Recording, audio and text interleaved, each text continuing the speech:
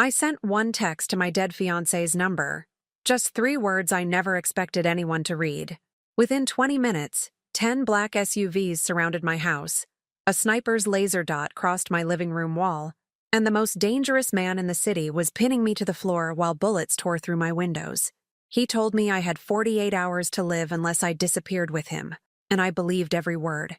What I didn't know was that the pendant around my neck, the one my fiancé gave me the night before he died, would connect our two tragedies in a way that would shatter everything I thought I knew about fate, coincidence, and second chances. My house burned to the ground, my brother stopped speaking, and I became the weakness of a man who swore he'd buried his heart 5 years ago.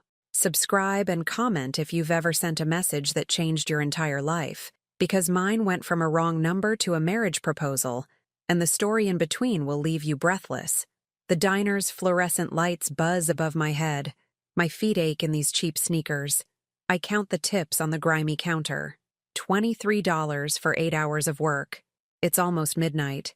The cook waves goodbye through the window. I grab my coat and walk into the cold parking lot. My car makes a grinding noise when I start it. The dashboard light blinks red. I grip the steering wheel. My chest tightened. Not tonight. Please, not tonight. The engine turns over.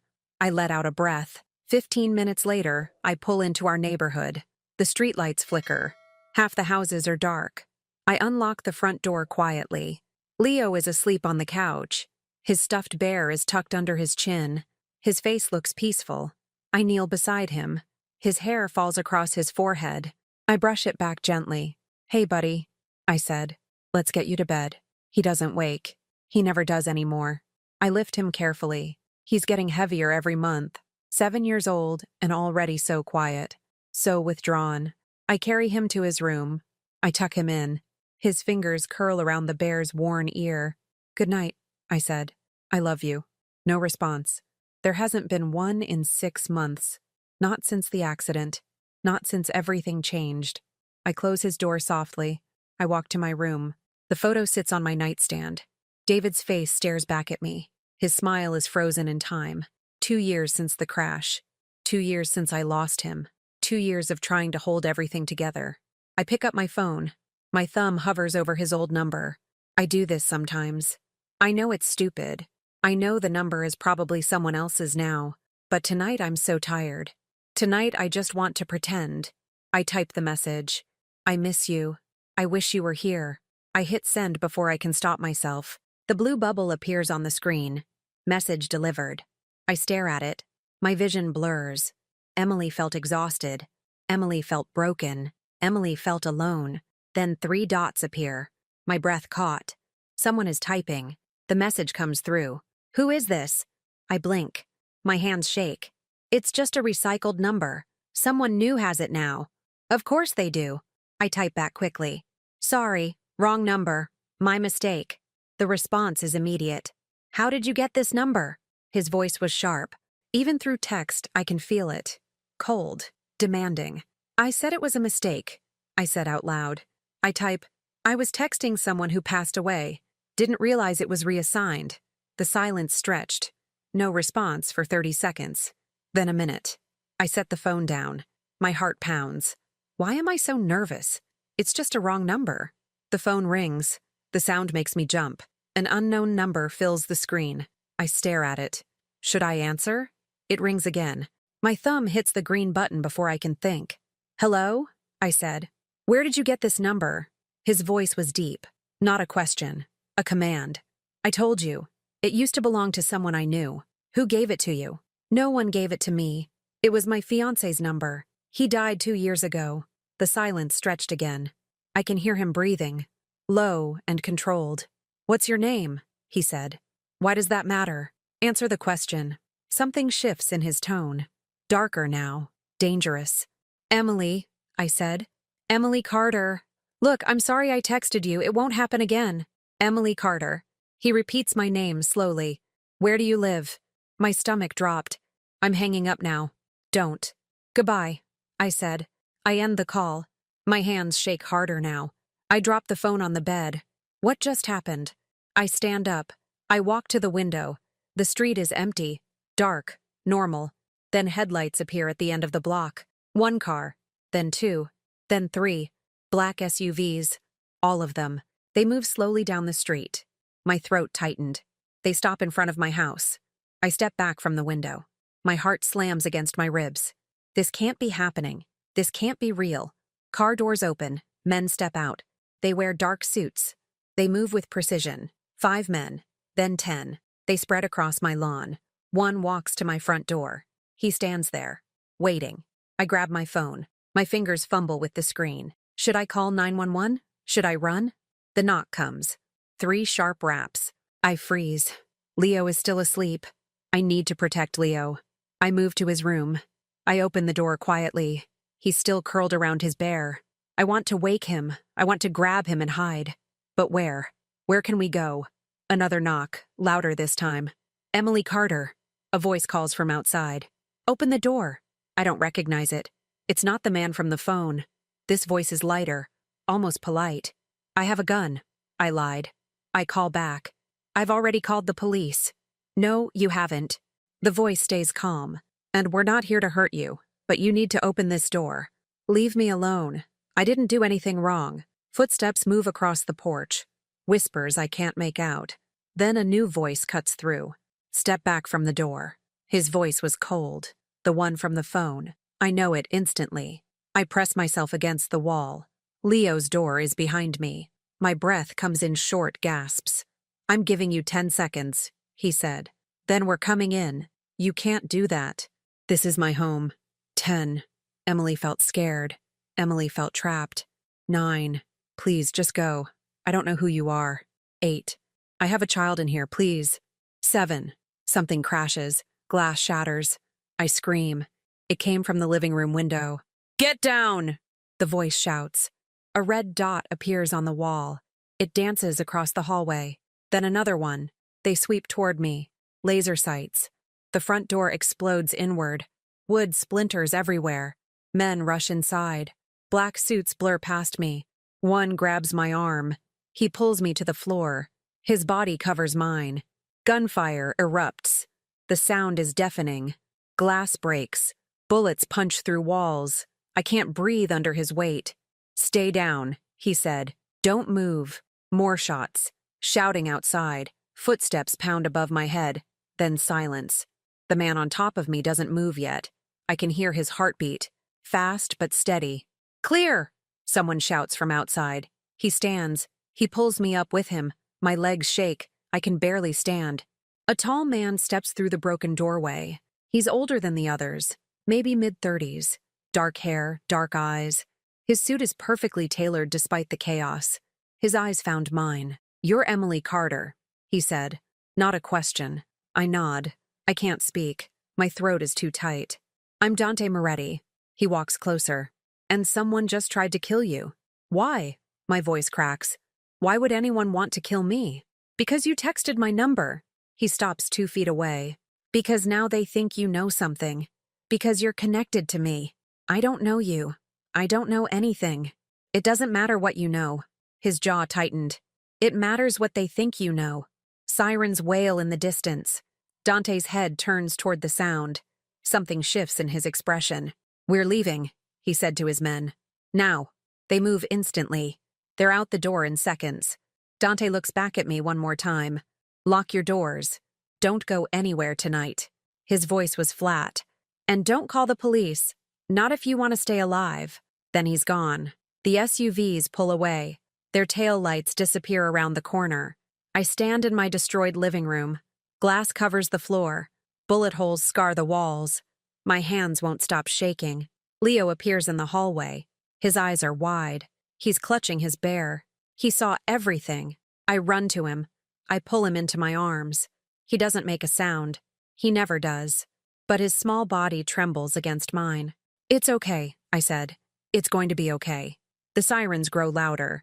Red and blue lights flash through the broken window. I don't know if I should talk to them. I don't know what to say. I don't know anything anymore. The police leave at 3 in the morning. I told them the truth. Sort of. Someone shot at my house. Men in suits scared off the shooter. I don't know why. The officer looks skeptical.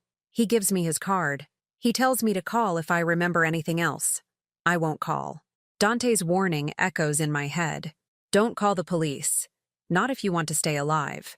Leo finally falls asleep around 4. I sit on the floor beside his bed. My eyes burn with exhaustion, but I can't sleep. Every sound makes me jump. Morning comes too quickly. Gray light fills the room. I stand up. My body aches everywhere. I make coffee. My hands still shake when I pour it. I look out the kitchen window. A black SUV sits across the street. Same model as last night. Same dark windows. Someone is watching me. I grab my phone. I call the diner. I tell them I'm sick. I tell them I can't come in. My boss sighs but doesn't argue. At 9, there's a knock on the door. I freeze. Leo looks up from his cereal. His face goes pale. Stay here, I said. I walk to the door. I look through the peephole. A man in a suit stands on the porch. Not Dante. Someone else. Younger. Lighter hair. What do you want? I call through the door. My name is Marco Vitale. His voice was calm. I work for Mr. Moretti.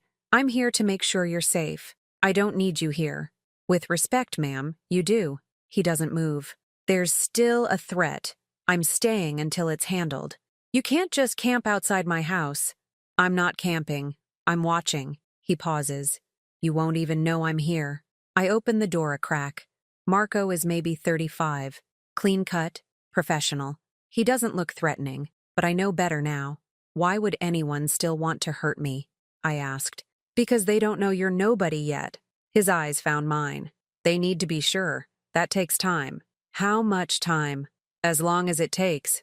He steps back. Lock your door. Don't answer for anyone but me or Mr. Moretti. He walks back to the SUV. He gets in. He doesn't drive away. I close the door. I lock it. My chest tightened again. Leo stands behind me. He tugs on my sleeve. He points out the window. His eyes ask the question he can't speak. It's okay, I said. He's just making sure we're safe. Leo doesn't look convinced. Neither am I. The next 2 days blur together. Marco stays in the SUV. I order groceries online. I don't leave the house. Leo draws pictures at the kitchen table. He hasn't smiled once. On the 3rd night, my phone buzzes. A text from an unknown number. They'll come again. Don't leave the house. I stare at the message. It has to be from Dante. No one else would text me. I type back, who's coming? Why? No response. The silence stretched into minutes. Then an hour. I give up. I put Leo to bed. I check all the locks twice. I turn off the lights. I try to sleep. A sound wakes me. Soft. Scratching at the back door. I sit up. My heart pounds. I listen. There it is again. Metal on metal. Someone is picking the lock. I grab my phone. I dial 911. My finger hovers over the call button. Don't call the police. Not if you want to stay alive. I hang up. I text the unknown number instead. Someone's trying to break in. The response is instant. We're coming. Hide. I run to Leo's room. I wake him. He startles but doesn't cry out. I pull him from the bed. We go to my closet. We huddle in the corner. My phone lights up. Another text. How many? I don't know. I type. I just heard them at the back door. Stay hidden. The scratching stops. Footsteps creak across the kitchen floor. Whoever it is, they're inside. I hold Leo tighter. His breath caught. He's terrified. I can feel it. More footsteps. Slow. Searching. They move through the living room. Then the hallway. The bedroom door opens. I cover Leo's mouth with my hand. I barely breathe. The closet door starts to open. Then all hell breaks loose. Glass shatters. Men shout. Gunfire echoes through the house. Not inside this time. Outside. Close. The footsteps in my room retreat. Running now. A crash. A scream. More shouting. Then silence. A voice calls from the hallway. Emily, it's Marco. You can come out. I don't move. I don't trust anyone anymore. Emily? Another voice. Deeper. Colder. It's Dante. You're safe. I push the closet door open slowly. Dante stands in my bedroom. His suit is pristine. His face is hard. Behind him, Marco holds a man by the arms. The intruder's face is bloody. His legs barely hold him up. Who is he? I asked. One of Victor Rinaldi's scouts. Dante's voice was flat. He was sent to confirm you're connected to me. And now he knows I'm not, I said. So this is over, right? No. Dante looks at the man, then back at me. Now they know you're under my protection, which makes you a target. I don't want your protection. I didn't ask for any of this. You texted my number. His jaw tightened. You're in this now, whether you want it or not. Leo appears in the doorway. His eyes are huge. He stares at the bloody man, then at Dante. Something shifts in his expression. Not fear, something else. Recognition, maybe, or need. Dante's face softens, just slightly, just for a second. Get him out of here, he said to Marco. Marco drags the man away. I hear them leave through the front door. Dante turns back to me. Pack a bag. Both of you. What? No. This is our home. This isn't safe anymore. His eyes found mine. I'm taking you somewhere they can't reach you. I'm not going anywhere with you. I don't even know you. You don't have a choice. His voice was quiet now, more dangerous than when he yelled. If you stay here, they'll come again. Next time, I might not arrive in time. Then I'll call the police. I'll tell them everything. They can't protect you from Victor Rinaldi. He steps closer. I can, but you have to trust me. Trust you? I almost laugh. You brought this into my life. You and your world and your enemies. I know. His jaw tightened again. And I'm going to fix it. But not here. Not tonight. Leo walks to Dante. He stops in front of him. He's so small compared to this man. So fragile. He reaches up. He takes Dante's hand. Dante looks down. Something shifts in his expression again. Pain. Old and deep. He doesn't pull away. Please, he said to me. His voice was softer. Just for tonight, until we figure this out. I look at Leo. He's still holding Dante's hand. He hasn't held anyone's hand since David died. Not even mine. Emily felt helpless. Emily felt cornered. Emily felt desperate. One night, I said. That's all. One night, Dante said, but his eyes tell me he's lying. Dante drives. I sit in the back seat with Leo. His hand stays locked in mine. The city lights blur past the tinted windows. 2 more SUVs follow behind us. Where are we going? I asked. A motel, 20 minutes north. Dante's eyes meet mine in the rearview mirror. You'll be safe there tonight. And tomorrow.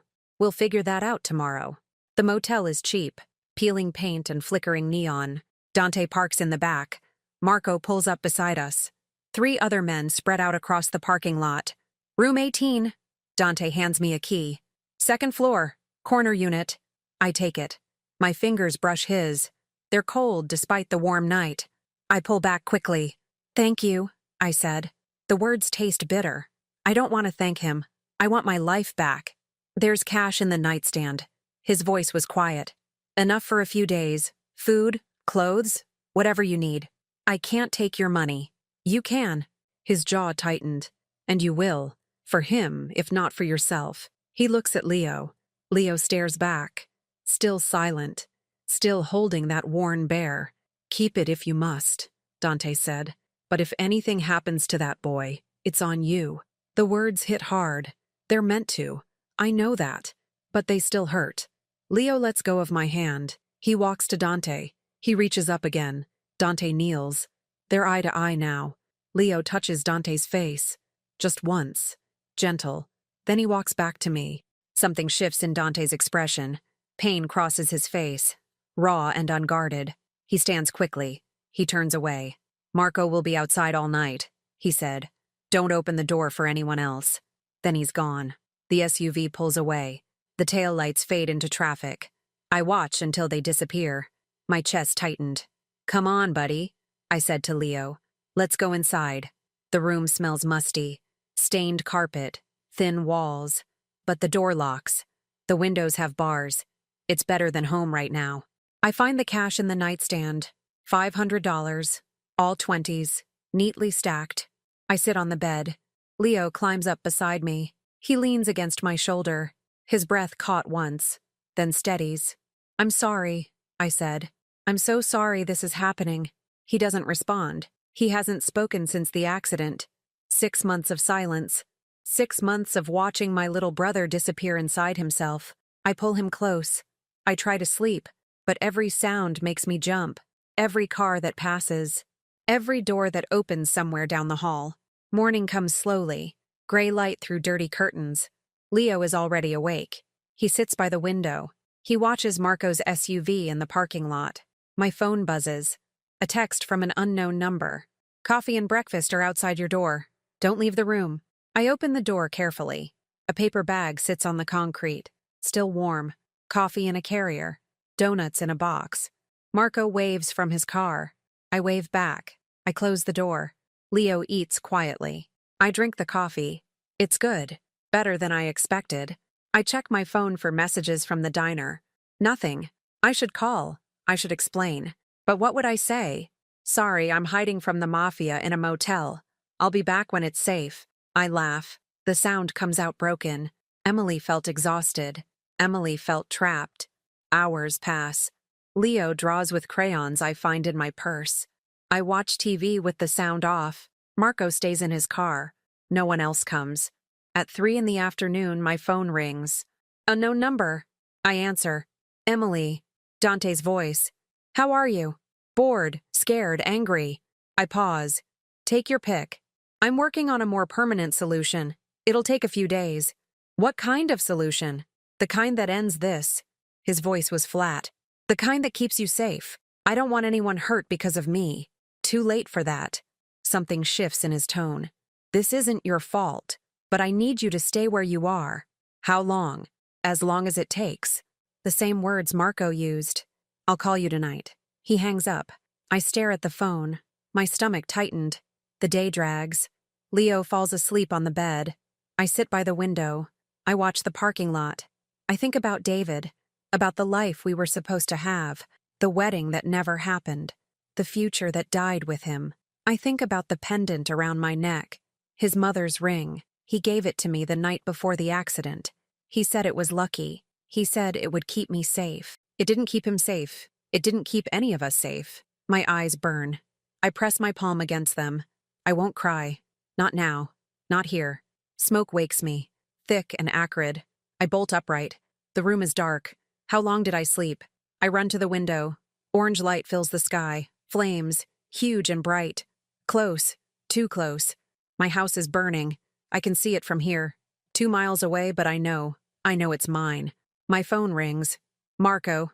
Get dressed, he said. Now. We're moving you. What's happening? Your house is gone. His voice was grim. Rinaldi's men torched it 30 minutes ago. No. The word barely comes out. No. Everything. Leo's things. The photos. David's. I know. He cuts me off. I'm sorry, but we need to go. They might come here next. I hang up. I shake Leo awake. I grab our bag. We have nothing. Just the clothes we're wearing. Just each other. Marco meets us at the door. Mr. Moretti is on his way. I don't need him. I just need to get out of here. He wants to see you. I don't care what he wants. My voice cracks. This is his fault. All of it. I had a home. I had a life. Now I have nothing. I know you're angry. You don't know anything. Tears spill down my face. You don't know what it's taken to keep us together, to keep us safe. And now it's gone. All of it. Gone. Leo presses against my leg. His small body shakes. I kneel. I pull him close. His breath caught. I'm sorry, I said. I'm sorry, baby. It's going to be okay. But I don't believe it. Emily felt broken. Emily felt defeated. Headlights appear. The black SUV. Dante gets out. He walks toward us. His face is hard, unreadable. I'm sorry, he said. This was meant for me. I don't care what it was meant for. I stand. It took everything. Everything I had left of him, of our life before. I know. His jaw tightened. And I'll make it right. You can't make this right. You can't bring back what's gone. No. He steps closer. But I can keep you alive. I can keep him alive. He looks at Leo. Leo looks back. Something passes between them.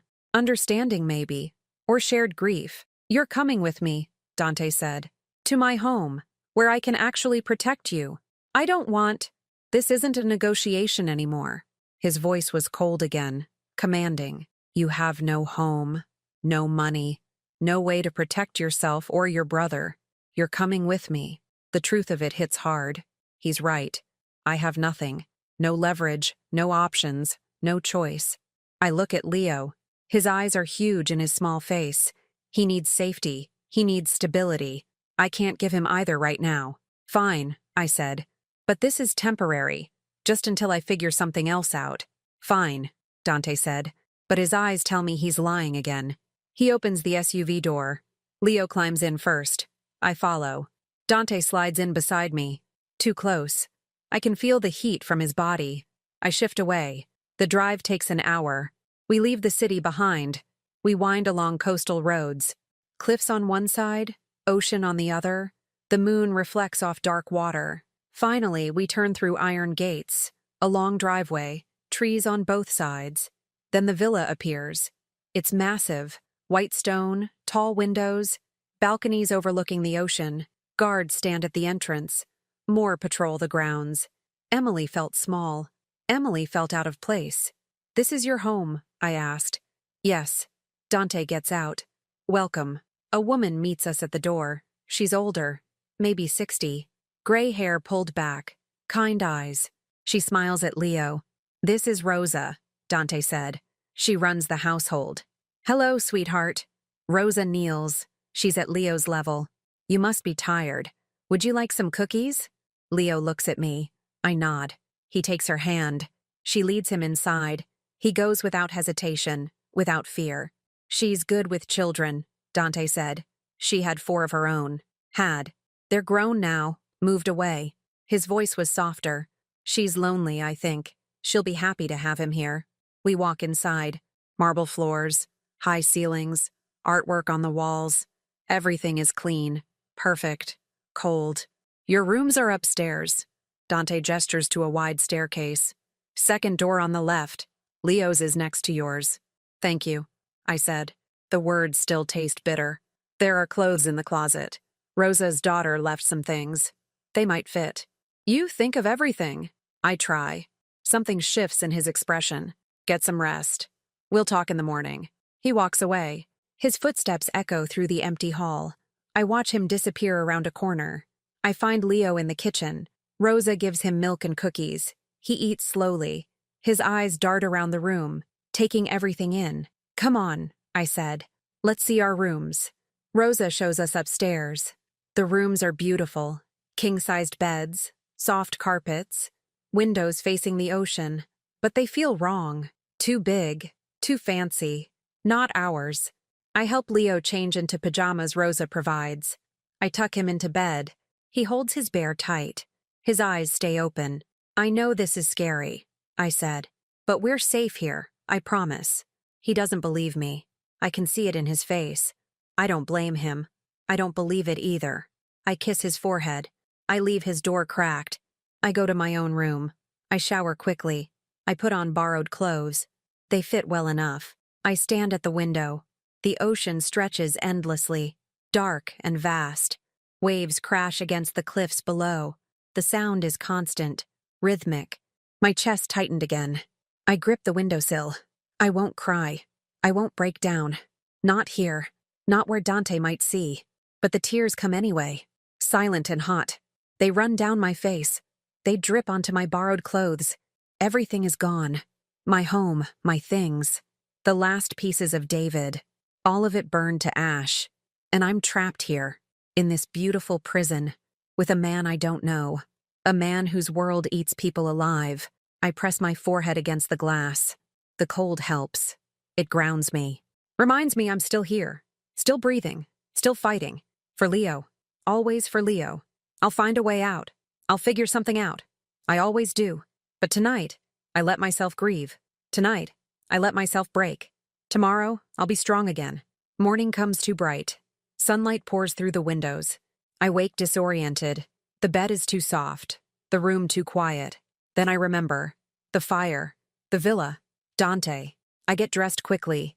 I check on Leo. His bed is empty. Panic flares. I run downstairs. I find him in the kitchen. Rosa makes pancakes. Leo sits at the counter. He watches her work. He looks calmer than yesterday. "Good morning," Rosa smiles. "Coffee? Please." I sit beside Leo. "Did you sleep okay, buddy?" He nods. Just barely. But it's something. It's communication. Footsteps behind me. I turn. Dante enters. He wears dark pants, a white shirt, no tie. He looks more human somehow. Less like a mob boss, more like a man. "Good morning?" he said. His voice was quiet, almost careful. "Morning," I said. He pours coffee. He sits across from us. The silence stretched, awkward, heavy.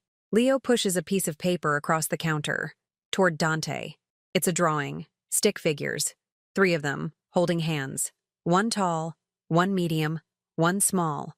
The tall one has dark hair. The medium one has long hair. The small one holds something that might be a bear. Dante stares at it. His jaw tightened. He doesn't touch the paper. He just looks at it, long and hard. Something shifts in his expression. Pain again. Deep and old. His eyes glisten, just for a second. Then he blinks. The moment passes. "Thank you," he said to Leo. His voice was rough. "This is very good." Leo's face brightens. Not quite a smile, but close. Closer than I've seen in months. Rosa sets plates in front of us. Pancakes with syrup, bacon, fresh fruit. More food than we've seen in weeks. We eat in silence.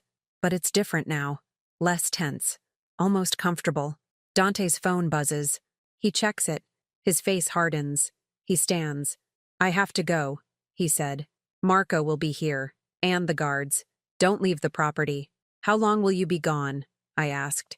"Most of the day." His eyes found mine. "Will you be all right?" "We'll be fine." He nods. He looks at Leo's drawing one more time. Then he folds it carefully. He puts it in his pocket. He leaves. The room feels bigger without him.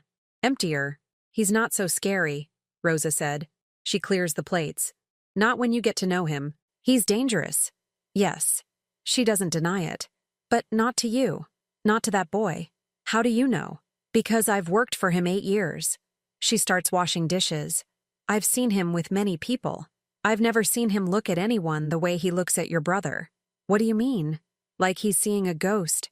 Her voice was sad. Like he's remembering something precious he lost. My stomach tightened. What did he lose? That's his story to tell. Rosa looks at me. Not mine. But give him time. He'll tell you. When he's ready. The day passes slowly. Leo explores the house with Rosa. I try to plan. Try to think of a way forward. But every path leads to a dead end. I have no money, no home, no job, no way to care for Leo alone. Not anymore. Emily felt helpless. Emily felt stuck. That night, I can't sleep. I wander the villa. The halls are quiet. Guards stand at the exits. But inside, it's still, peaceful. I hear something, a voice, muffled, coming from down the hall. I follow it. I stop outside a closed door. Dante's voice. Not speaking. Calling out. Distressed. Pained. "Sophia." The name is anguished. "Sophia. No. Please." A nightmare. He's having a nightmare. I should leave. It's not my business. But my hand moves to the door handle. I don't open it. I just stand there, listening, feeling his pain bleed through the wood. "I'm sorry." His voice breaks. "I'm so sorry. I couldn't save you. I couldn't save either of you." My breath caught. Either of them. A wife and someone else. A child, maybe. The crying stops. Silence returns. I step back from the door. I should go. Before he knows I was here. But I can't move. My feet stay planted. My heart aches for him. For his loss. For whatever took them from him. "You're not alone," I said. Barely a whisper. Knowing he can't hear me. "You're not alone." I walk back to my room. I climb into bed. But sleep doesn't come. I think about Dante. About the pain in his voice. About the way he looked at Leo's drawing. Maybe Rosa is right. Maybe he's not just dangerous. Maybe he's broken too. Just in different ways. Maybe we're all broken. All trying to survive the best we can. The thought doesn't comfort me. But it makes him more human. More real. Less like the monster I want him to be. Because if he's a monster, I can hate him. I can blame him. I can keep my distance. But if he's just a man, a grieving man, a man who lost everything too, then I have to see him differently. And that terrifies me more than anything. Days pass. Leo and I settle into a routine. Breakfast with Rosa. Mornings in the garden. Afternoons reading or drawing. Evenings when Dante returns. He's always there for dinner. Always asking how our day was. Always listening to my answers. Always watching Leo with that same pained expression. I learn the rhythm of the villa. Guards change shifts at 6 and midnight. Rosa cooks every meal from scratch. Marco checks in twice daily. The ocean sounds never stop. I try to leave once, just to walk to the gate, to feel less trapped. A guard stops me politely. He says it's not safe. He says Mr. Moretti's orders. I argue. He doesn't budge. I turn back. My hands shake with frustration. Emily felt caged. Emily felt powerless. That night, Marco finds me on the terrace. He leans against the railing. He looks out at the dark water. "You think he's imprisoning you," he said. "Isn't he? He's keeping you alive." Marco's voice was calm. "There's a difference." "Not to me. You don't understand his world yet." He turns to face me. "The people who want you dead, they're not like normal criminals. They don't care about laws, about right and wrong. And Dante does. Dante has a code." Marco's jaw tightened. "He doesn't hurt innocents. He doesn't harm children. He doesn't cage people. He protects them from wolves." "What wolves?" "The ones who would have killed you by now if he hadn't stepped in." His eyes found mine. "Victor Rinaldi doesn't just want you dead. He wants you to suffer first. To send a message. To show that anyone connected to Dante can be touched." My stomach tightened. Why does Victor hate him so much? Because Dante took something from him years ago. Territory, money, respect. Marco pauses. "Victor's been waiting for a chance to hurt him back. You gave him that chance." "I didn't mean to." "I know." His voice was softer. "But intention doesn't matter now. Only survival." He walks away. I stay on the terrace. The wind picks up. Salt spray reaches my face. I think about what he said. About wolves. About survival. About being trapped in a war I never asked to join. I find Rosa in the kitchen the next morning. She kneads dough. Her hands work with practiced ease. She hums something soft. A lullaby, maybe. "Can I ask you something?" I said. "Of course, dear." "What happened to Dante? Why is he so—" I search for the word. "Closed off." Rosa's hands stop. She looks at me. Her eyes are sad, knowing. "He wasn't always this way," she said. "When I first met him, he smiled. He laughed. He was warm. What changed?" "Loss." She goes back to the dough. "The worst kind.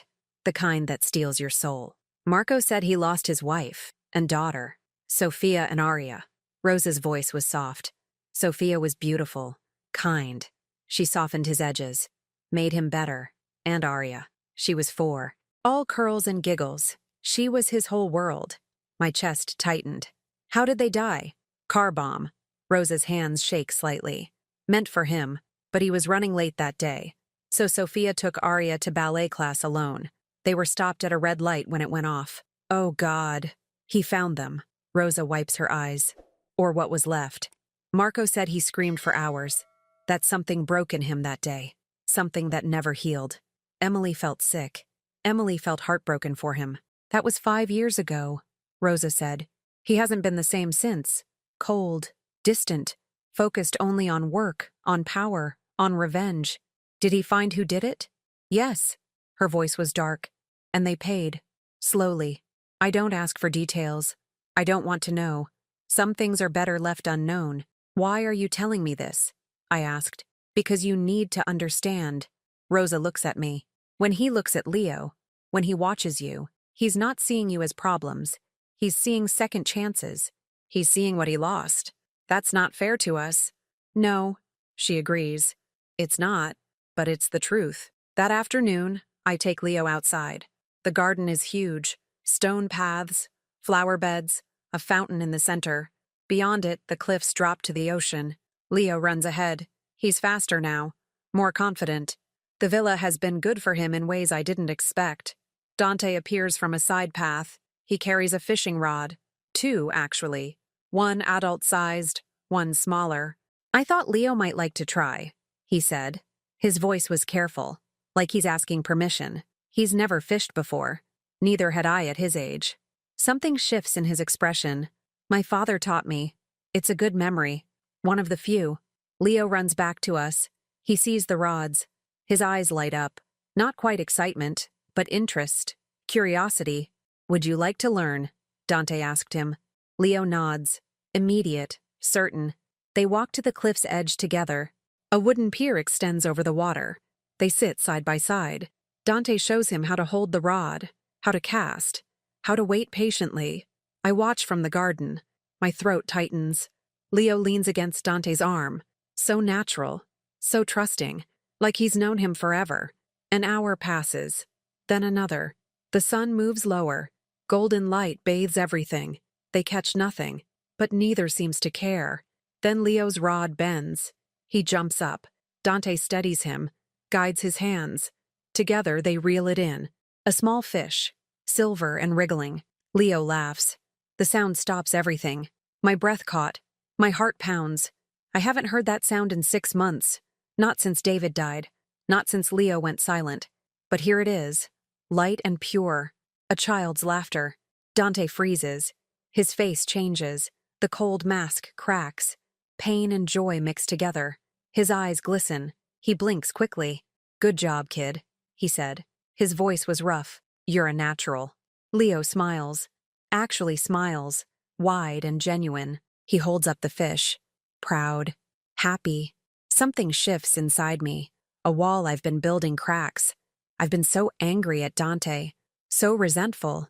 But watching him with Leo, seeing him gentle and patient and kind, maybe he's not the villain I want him to be. Maybe he's just a broken man trying to protect something. Someone. Anything that reminds him of what he lost. They release the fish. It swims away. Leo watches it disappear. Then he hugs Dante. Quick and impulsive. A child's instinct. Dante goes rigid. His arms hang at his sides. He doesn't know what to do, how to respond. His breath caught.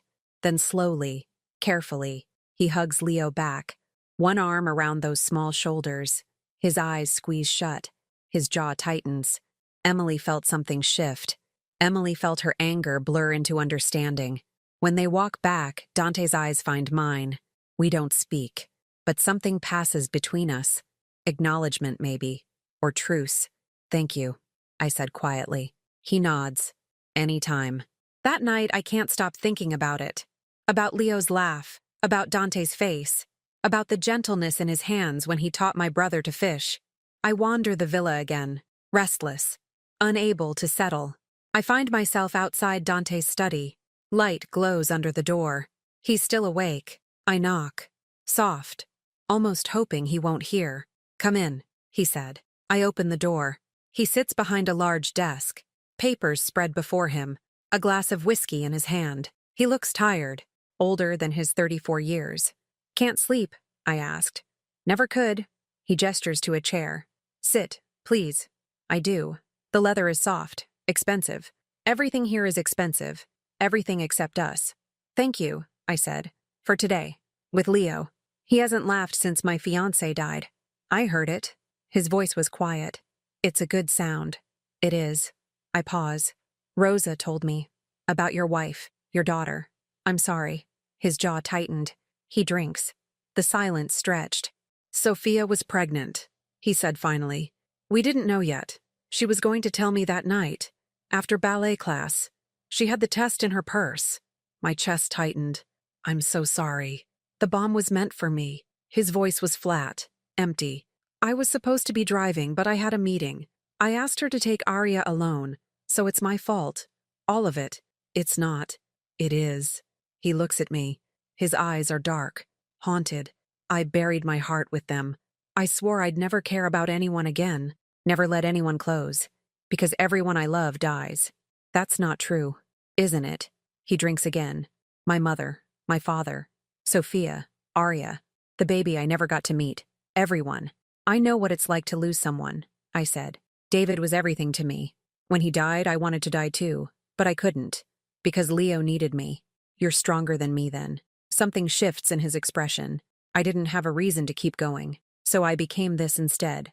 Cold, hard, feared. "But you're not just that." I lean forward. "You were kind to Leo today. You taught him something beautiful. You gave him a memory he'll keep forever. He reminds me of her." His voice breaks. Not physically, but his silence, his sadness. Arya went quiet for months after Sophia's mother died. She used to talk constantly, then just stopped. What brought her back? Time? He smiles, sad and brief, and a puppy, and patience. So much patience. Leo will come back too, I said. He's already starting. Today proved that. Because of you. His eyes found mine. You keep him tethered.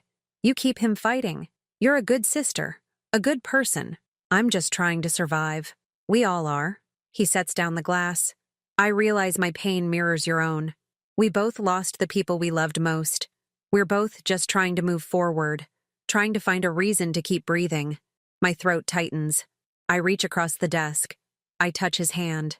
Just briefly. Just to show I understand. He doesn't pull away. His fingers brush mine. Warm despite everything. Human despite the coldness he wears. Thank you, I said, for protecting us, for being patient with Leo, for giving us a safe place. It's the least I can do. His jaw tightened. Since I'm the reason you needed protecting in the first place. We sit in silence, but it's different now. Comfortable, connected. Two broken people sharing space and grief and something that might become understanding. Eventually, I stand. Good night, Dante. Good night, Emily. I walk to the door. I pause. I look back. He's watching me. Something in his eyes that wasn't there before. Softness, maybe. Or hope. I close the door gently. I walk to my room. But I don't feel trapped anymore. I feel something else. Something I can't name yet. Something that might be dangerous in different ways. The next morning feels different. Lighter somehow. Dante joins us for breakfast again. He asks Leo about fishing. Leo nods eagerly. Dante promises to take him again soon. After breakfast, Marco arrives. His face is grim. He pulls Dante aside. They speak in low voices. But I catch fragments. Victor's name. Movement near the coast. Increased activity. Dante's face hardens. He looks at me, then at Leo. His jaw tightened. Don't leave the property today, he said. Stay inside. Keep Leo inside. What's happening? Victor's making moves. His voice was cold again, commanding. He's probing, testing defenses, looking for weaknesses. Are we safe here? Yes. He doesn't hesitate. But I'm not taking chances. Double the guards, Marco, and put men on the cliff path. Marco nods. He leaves. Dante turns back to me. Something shifts in his expression. Worry, fear even. I need to handle this, he said. I'll be gone most of the day, maybe longer. Don't answer the door for anyone except Rosa or my men. Okay. My stomach tightens. Be careful. Always am. He looks at Leo. Take care of him. I will. He leaves. The villa feels emptier immediately. Colder. I take Leo upstairs. We stay in my room. We read books. We draw pictures.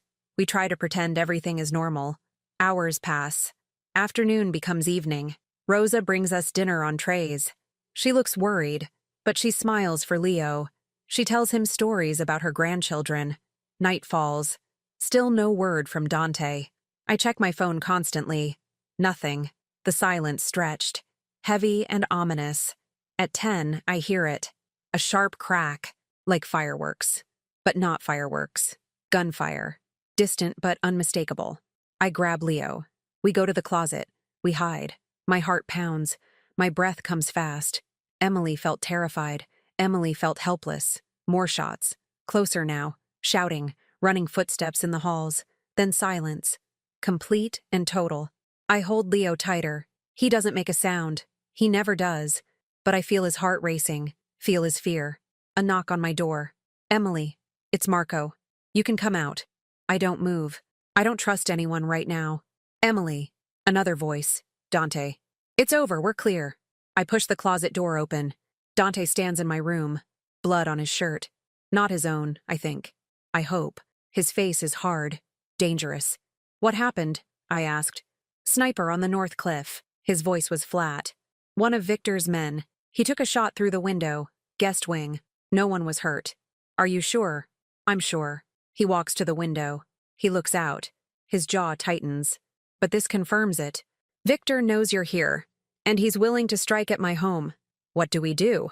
We move you. He turns. Inner wing, my wing, where I can actually protect you, where guards are doubled, where no one gets close. Dante? This isn't optional. His eyes found mine. He'll keep trying, keep pushing, until he either kills you or forces my hand. I won't let the first happen, so we have to prevent it. How? By ending this. His voice was cold, dark. By going after Victor before he comes for you again. He walks to the door. He pauses. He looks back.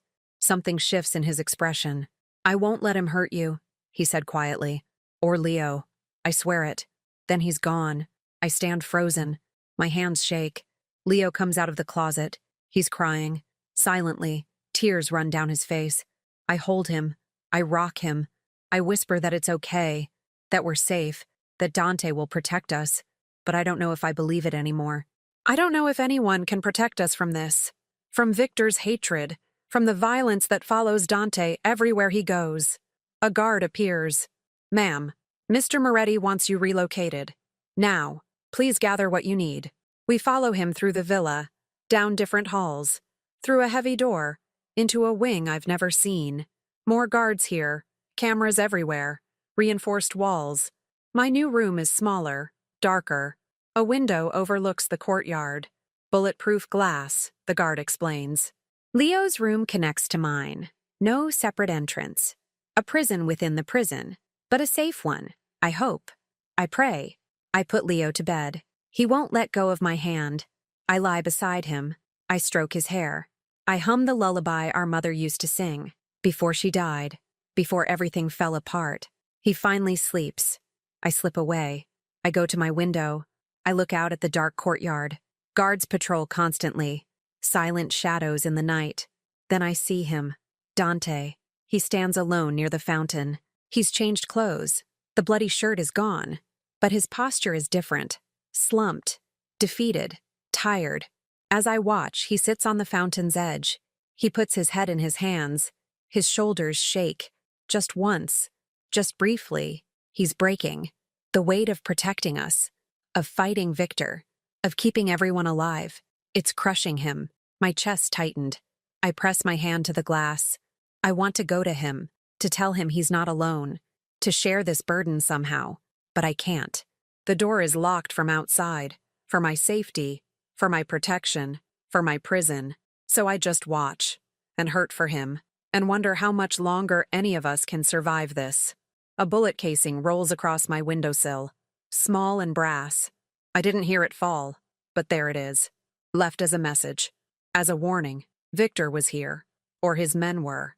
Close enough to leave this. Close enough to kill us if they'd wanted. My breath catches. I pick it up. It's still warm. Recently fired. Within minutes. I run to the door. I bang on it. Help! Someone, please! A guard opens it. What's wrong? I show him the casing. His face goes white. He radios immediately. Code words I don't understand. Within seconds, alarms sound. Guards swarm. Dante appears, running. His eyes wild. Where? He grabs my shoulders. Where did you find it? The windowsill. My voice shakes. It just appeared. He looks at the casing. His jaw tightens. He turns to his men. Find where this came from. Now. Check every position. Every angle. Every fucking inch of this property. They scatter. Dante stays. He looks at me. His eyes are dark, furious, and something else. Afraid. Pack a bag, he said. His voice was quiet. Dangerous. Both of you. We're leaving. Tonight. Where are we going? Somewhere Victor can't reach. He turns away. Somewhere I should have taken you from the start. We don't go far. Just deeper into the estate. A separate building, hidden by trees, stone walls, reinforced doors. A safe house within the safe house. This was built for emergencies, Dante said. No one knows about it except Marco and my most trusted men. The interior is sparse, functional. 2 bedrooms, a kitchen, a living area. Windows so small they're almost slits. But clean, warm, protected. Leo falls asleep immediately. Exhaustion takes him. I tuck him in. I kiss his forehead. His breath is steady, even. When I come out, Dante stands in the living room. He stares at the wall. His hands are fists at his sides. His jaw tightens and releases. Over and over. This ends tomorrow, he said. His voice was flat, cold. I'm done waiting, done reacting, done letting Victor dictate our lives. What are you going to do? What I should have done weeks ago. He turns. His eyes are dark, empty. I'm going after him, and I'm not stopping until he's gone. You mean kill him? Yes. No hesitation, no shame. He'll never stop otherwise. He'll hunt you forever. I can't allow that. My stomach tightened. I don't want you to become a monster because of me. I've always been a monster, Emily. Something shifts in his expression. I just hide it better most days. That's not true, isn't it? He walks closer. I've killed men, hurt people, destroyed lives, all in the name of power, of control, of revenge. But you're also kind. You taught Leo to fish. You protected us. You gave us a home you can't leave. His jaw tightens. A prison with nice furniture. It's not a prison if we choose to stay. The words hang between us. Heavy. Loaded. True. His eyes find mine. Do you choose to stay? I should say no. I should demand freedom, independence, a life away from his world. But standing here, looking at him, remembering his gentleness with Leo, his pain, his effort. Yes, I said quietly. For now, until it's safe. It'll never be safe. His voice was rough. Not while I'm alive. Not while Victor breathes. This world doesn't have safe endings, Emily. Then we make our own ending. I step closer. We fight. We survive. We protect each other. That's all we can do. He stares at me. Something shifts in his expression. The coldness cracks. Warmth bleeds through. Need, want, fear. You should hate me, he said, for dragging you into this. I tried to hate you. I pause. But you made it difficult. How? By being human. My throat tightens. By caring about Leo. By trying so hard to keep us safe even when it costs you everything. His breath caught. He reaches out. His hand cups my cheek. Rough fingers. Gentle touch. His thumb brushes my skin. You're too good for this world, he said. Too good for me. Maybe. I lean into his touch. But I'm here anyway. We stand there. Close. So close I feel his heartbeat, fast and hard, matching mine. Then he steps back. He drops his hand. His jaw tightens. Get some rest, he said. Tomorrow will be difficult. He walks to his room. The door closes. I stand alone in the dim light. My cheek still burns where he touched me. My heart still races. Emily felt confused. Emily felt drawn to him. Emily felt terrified of what that means. Morning comes gray and cold. Rain hits the small windows. Dante is already awake. He sits at the kitchen table, coffee steaming before him, his phone pressed to his ear. Understood, he said. Have everyone in position by noon. He hangs up. He sees me. Something shifts in his expression, softer, warmer. Coffee? He asked. Please. He pours. Our fingers brush when he hands me the cup. The contact sends electricity through me. I pull back quickly. Leo's still asleep, I said. Let him rest. Dante drinks. He's safe here. Rosa will come later. She'll stay with him while we're gone. We? You have an appointment today. His voice was careful. For Leo. At the clinic. His therapist. I had Marco schedule it weeks ago. You did that. You mentioned he needed help. Professional help. So I arranged it. His jaw tightens. I should have told you sooner. Thank you. My chest tightens. That's incredibly thoughtful. I want him to heal. He looks at his coffee. He deserves to find his voice again. You think he will. I think he's stronger than he knows. Dante's eyes find mine. He has you. That's more than most people get. We finish breakfast in silence. Comfortable now. Almost domestic. Strange how quickly this became normal. How quickly he became someone I trust. Someone I care about. Leo wakes around 9. Rosa arrives shortly after. She brings fresh pastries. She promises to bake cookies with Leo. He nods eagerly. He hugs me goodbye. Dante and I leave in a smaller car. Black, but not an SUV. 2 other cars follow. Guards. Always guards. The clinic is 20 minutes away. Modern building. Glass and steel. We park in the underground garage. Guards check the area first. Then we're cleared to move. The therapist is kind. Middle-aged woman. Gentle voice. She takes Leo into her office. Just the 2 of them. Building trust, she explains. Dante and I wait in the lobby. Silent. Tense. His leg bounces. Nervous energy. I've never seen him anxious before. He'll be fine, I said. I know. but his jaw tightens anyway. 30 minutes pass, then 40. The session is supposed to be an hour. We have 20 minutes left. Then I hear it, the squeal of tires, shouting, gunfire, close, too close. Dante moves instantly. He grabs my arm. He pulls me toward the back exit. Guards appear, weapons drawn, faces grim. They're in the parking garage, one shouts. 3 vehicles, armed. Get her out, Dante said. Now. What about Leo? I'll get him. He pushes me toward the guards. Go, I'll bring him to you. More gunfire. Glass shatters. People scream. The clinic erupts into chaos. The guards pull me. I fight. I need Leo. I need to know he's safe, but they're stronger. They drag me through the back exit, into an alley, toward a waiting car. No, I shout. I'm not leaving without my brother. Ma'am, please. An explosion. The building shakes. Smoke pours from the parking garage entrance. My heart stops. Emily felt terrified. Emily felt helpless. Then Dante appears, running, Leo in his arms, the therapist behind them, all 3 covered in dust, but alive, whole.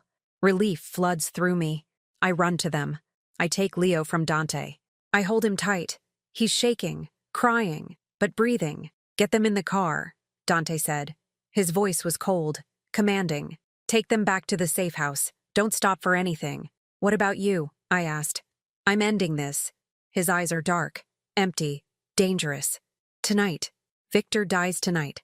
Dante, get in the car, Emily. His jaw tightens. Please. Let me do what I should have done from the start. The guards push us into the vehicle. We speed away. I look back. Dante stands in the alley, covered in dust and blood, watching us go. His face hard, determined, ready for war. Hours pass. Rosa tries to distract Leo. She reads stories. She makes hot chocolate. But he won't let go of me. He sits in my lap, his small body pressed against mine. My phone stays silent. No word from Dante. No updates from Marco. Nothing. The silence stretched, heavy and terrible. I pace the small living room. My chest tightens. My hands shake. What's happening? Where is he? Is he safe? At midnight, I hear vehicles, multiple engines, doors slamming, footsteps. I run to the door. I look through the peephole. Marco, supporting someone. Dante. His face is pale. His shirt soaked with blood. He can barely walk. I throw open the door. What happened? We need to get him inside, Marco said. His voice was strained. He's losing too much blood. They carry him to the couch. Rosa appears. She has towels, medical supplies. She's done this before, I can tell. Her hands are steady, efficient. What happened? I asked again. We found Victor's warehouse. Marco's jaw tightens. Dante went in first, alone. Cleared half the building before we could follow. Victor tried to escape. Dante stopped him. Is Victor dead? Marco's voice was flat. Along with most of his men. It's over. The threat is gone. But Dante paid for it. I can see that. The blood. The pallor. The way he struggles to breathe. Rosa cuts away his shirt. 3 wounds. 2 superficial. 1 deep. In his side. Below his ribs. Still bleeding. Hospital, I said. He needs a hospital. No hospitals. Dante's voice is weak. Rough. Too many questions. Rosa can handle it. Dante, I'm fine. He tries to sit up. He falls back. Pain crosses his face. Just need rest. Rosa works quickly. She cleans the wounds. She stitches the deep one. Dante doesn't make a sound. Just grips the couch. His knuckles white. His jaw locked. When it's done, Rosa bandages him. She gives him pills for pain. She tells him to stay still, to rest, to let his body heal. Marco helps him to his bedroom. I follow. I can't help it. I need to be near him, need to know he's okay. They lay him on the bed. Marco leaves. It's just us now, Dante and me. His eyes are closed, his breathing shallow. I sit beside him. I take his hand. It's cold, too cold. My throat tightens. You're an idiot, I said quietly. You could have died. Worth it. His eyes open. Just barely. You're safe now. Leo's safe. That's all that matters. You matter too. No. His voice was sad. I'm just the monster who keeps other monsters away. Stop saying that. My grip tightens. You're not a monster. You're a man who protects the people he cares about. That's not evil. That's love. Something shifts in his expression. His eyes glisten. I don't know how to love anymore. I forgot how. I think you remember. I brush hair from his forehead. I think you've been showing me since the moment you saved us. His breath caught. He lifts his hand, touches my face. Weak, but gentle. Emily. Yeah. Don't leave. His voice breaks. When this is over, when you can go anywhere, don't leave. My chest tightens. I'm not leaving. Promise me. I promise. I lean down. I press my forehead to his. I'm not going anywhere. He closes his eyes. Relief crosses his face. Then exhaustion takes him. He falls asleep, his hand still in mine. I stay all night. I watch him breathe. I count each rise and fall of his chest. I pray to whatever God might listen. Keep him alive. Please keep him alive. Because somewhere along the way, I stopped hating him. I stopped fearing him. I started needing him, wanting him, caring about him in ways that terrify me. Emily felt something shift. Emily felt her heart open. Emily felt herself falling. Morning light filters through the curtains. Dante stirs. His eyes open, clearer now, stronger. He sees me beside him. Surprise crosses his face.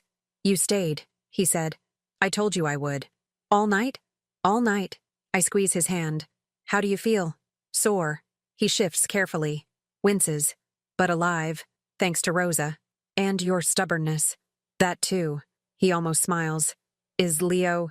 He's fine. Rosa's with him. He drew you a picture of you fighting bad guys. You're a superhero, apparently. Far from it. His jaw tightens. But I'm glad he's safe. That you're both safe. Because of you. I pause. You kept your promise. You protected us. At a cost. He looks at his bandages. But a cost I'd pay again. 1,000 times over. The silence stretched. Comfortable. Warm. Connected. His thumb strokes my hand. Small movements. Unconscious, maybe. But intimate. No more guns. He said quietly. No more hiding. Victor's gone. His organization is scattered. You can leave whenever you want. Go back to your life. What if I don't want to? His eyes find mine. What? What if I want to stay? My voice shakes. What if this place, with you, feels more like home than anything I've had in years? Emily? His voice was rough. You don't know what you're saying. I do. I lean closer. You've given me safety, purpose. You've been patient with Leo, kind to me. You've shown me who you really are under all the coldness. Who I am is dangerous. Maybe. I touch his face. But you're also good, and broken, and trying so hard to be better. I see that. I see you. His breath caught. His hand moves to my neck. His fingers tangle in my hair. You deserve someone better. Someone whole. Someone who doesn't have blood on his hands. I don't want someone else. My throat tightens. I want you. Despite everything. Because of everything. I'm afraid. His voice breaks. Of losing you. Of failing you. Of watching you die because you stayed close to me. Then don't fail me. I lean closer. Fight for this. For us. The way you fought for Leo. The way you fought Victor. I don't know how to do this anymore. His jaw tightens. How to let someone in. How to love without fear. We'll figure it out together. I press my hand to his chest. His heart pounds beneath my palm. We're both broken. Both grieving. Both trying to survive. Maybe that's enough to start. He stares at me. Long and hard. Searching for something. Finding it, maybe. His eyes soften. Warm. Real. Then he pulls me closer. His lips brush mine. Gentle. Hesitant. Asking permission. I kiss him back. Deeper. Certain. Answering. His hand tightens in my hair. Mine slides to his shoulder. Careful of his wounds. The kiss deepens. Slow and tender. Years of loneliness bleeding into connection. Two broken people finding something whole. When we break apart, we're both breathing hard. His forehead rests against mine. His eyes are closed. A tear slides down his cheek. I thought I'd never feel this again, he said. This. Hope. Me too. My voice cracks. But here we are. Here we are. He opens his eyes. Emily, I need to tell you something. About the night Sophia died. You don't have to. I do. His jaw tightens. Because it connects to you. To us. In ways I didn't understand until recently. He reaches to his nightstand. He pulls out a small box. Opens it. Inside is a ring. Gold. Delicate. Familiar. My hand flies to my neck. To the pendant I always wear. David's gift. His mother's ring. The one I've worn every day for 2 years. That can't be, I said. It is. Dante's voice was quiet. This was Sophia's wedding ring. It disappeared the night of the explosion. We searched everywhere. Never found it. I assumed it was destroyed. David found a ring. My hands shake. Years ago, in a park near his apartment. He said it called to him, that it felt important. He gave it to me the night before he died. Dante takes the pendant from around my neck. He holds it next to the ring in the box. They're identical. The same design. The same marks. The same history. Maybe we were never strangers, he said. His voice breaks. Maybe fate has been pushing us together all along. Through tragedy. Through death. Through a wrong number that wasn't wrong at all. My breath caught. Tears spill down my face. That's impossible. Is it? His eyes find mine. You texted my number. The exact number that used to belong to someone you loved. I found you. Protected you. Fell for you. And now we learn our lives crossed years before we ever met. What does it mean? It means we both deserve to live. He pulls me closer. It means we've both spent long enough grieving. Long enough surviving. It's time to actually live again. With you. With me. His jaw tightens. If you'll have me. If you'll trust me. If you'll give me the chance to be better. To be worthy of you and Leo. You already are. I kiss him again. Soft and sure. You already are. He holds me. Careful of his injuries, but tight enough that I feel safe. Protected. Wanted. His breath is warm against my hair. His heart beats steady beneath my ear. I love you, he said quietly. I didn't think I could anymore. But I do. I love you, Emily Carter. My chest tightens. I love you too. We stay there, holding each other. 2 broken people finding wholeness. 2 grieving hearts finding hope. 2 lives connected by fate and tragedy and choice. Outside, the ocean crashes against the cliffs. Inside, we finally find peace. 6 months later. The villa is different now. Lighter, warmer, home, real home. Not a prison, not a safe house, just home. Leo rides his bike along the cliff path. He laughs, loud and free. The sound fills everything. Rosa chases him, pretending she can't catch him, both of them giggling. I stand on the terrace, coffee in hand. The morning sun is warm, gentle, perfect. Dante's arm wraps around my waist. He pulls me close. He kisses my temple. Happy? He asked. Incredibly. I lean into him. You? More than I ever thought possible. His voice was soft, content. More than I deserve. You deserve everything good. I turn in his arms. You've worked for it, fought for it, earned it. His jaw tightens, but softer now. No longer from pain, from emotion instead. I have something for you. Dante? Wait. He reaches into his pocket, pulls out a small box, opens it. Inside is Sophia's ring, and another one, matching, simple gold bands. I'm not asking you to replace her, or to forget David. I'm asking you to build something new with me. My breath catches. Are you? Marry me. His eyes find mine. Let me spend every day proving I can be the man you need, the father Leo deserves, the partner you've always wanted. Tears blur my vision. Yes, yes, yes. I laugh. Yes. 1,000 times yes. He slips the ring on my finger. Perfect fit. Like it was always meant to be there. Then he kisses me. Deep and sure. The ocean crashes below. Leo shouts happily in the distance. Rosa laughs. Marco waves from his post by the gate. Relaxed now. Smiling. Everything is different. Everything is right. Everything is finally, impossibly, beautifully whole. That night we sit on the terrace. All of us. Leo between Dante and me. Rosa brings dessert. Marco joins us. Family. Strange and broken and rebuilt, but family nonetheless. Leo points at the stars. He opens his mouth. Dante and I freeze. He hasn't spoken since the accident. 7 months of silence. Star, Leo said. One word, small and clear. Pretty star. I start crying. Dante's arm tightens around me. His other hand rests on Leo's head. Gentle, protective, proud. Beautiful star, Dante said. His voice was rough. Just beautiful. Leo smiles. He leans against Dante's side. Safe, happy, home.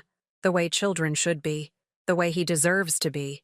Later, when Leo is asleep and Rosa has gone to her cottage and Marco has checked the perimeter one final time, Dante and I stand at our bedroom window, looking out at the dark ocean, at the life we've built from ashes and fear and impossible chance. "Do you remember that first text?" Dante asked. "I miss you. I wish you were here." "I remember." I turned to face him. "I thought I was texting David. I thought I'd never hear back. But you did." He touches my face. "You texted the wrong number." But fate dialed back. I press my forehead to his. Emily felt complete. Emily felt safe. Emily felt loved. Finally, impossibly, truly loved. "We're home," I said. He smiles. Real and warm and alive.